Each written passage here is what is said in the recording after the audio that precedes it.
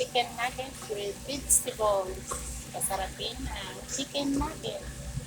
Lagyan natin ng pasta.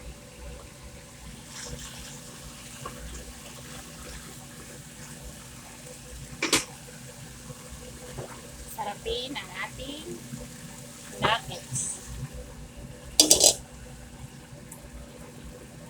Yummy-licious.